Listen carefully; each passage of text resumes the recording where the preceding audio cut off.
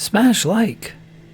People talk. I think because of the unfamiliarity with Zen in the West and in a Judeo-Christian culture, sometimes there's this otherworldly kind of new age mysticism kind of aspect that There is a people lot of attach to it, woo-woo. Yeah. which is so. But so you'll hear things like, when you drop a pebble in a pond, the ripples on the surface, right, expand. Right. And so that's what you're talking about, I think, in a very practical way. This is not some hocus pocus. I mean, you can believe in that metaphysical aspect of it if you wish. But even if you don't believe in that metaphysical aspect of it, there's no doubt that having more peace, I mean, we're not going to be like the ultimate, we're not all going to be the Dalai Lama. We're not all going to be smiling and doing saying the right thing all the time. But if we do it slightly more often, there's going to be like effects in our personal relationships and therefore in their attitudes, and it just expands further. I was a very devout Christian for a long time. Just really got into it. Consider myself evangelical at one point. Read the Bible, like I'm sure you have, cover to cover a couple of times, different versions, just to see what the differences were. Sure.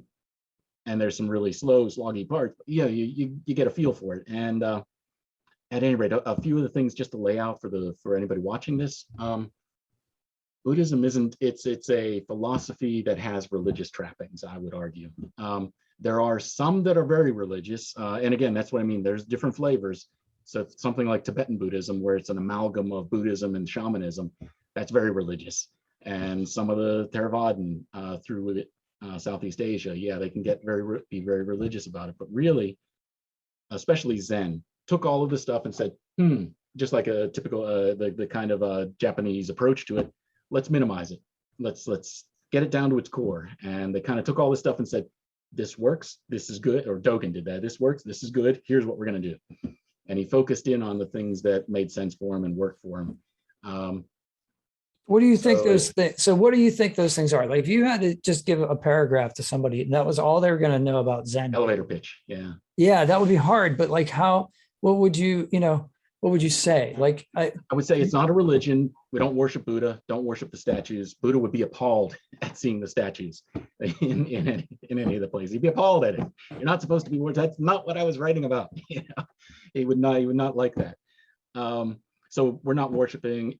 The whole bowing that you do is we acknowledge the Buddhahood, the Buddha nature in everybody. Every one of us is considered to be a sleeping Buddha. We're just not awake yet. We don't realize what's going on in the world, or what our nature is.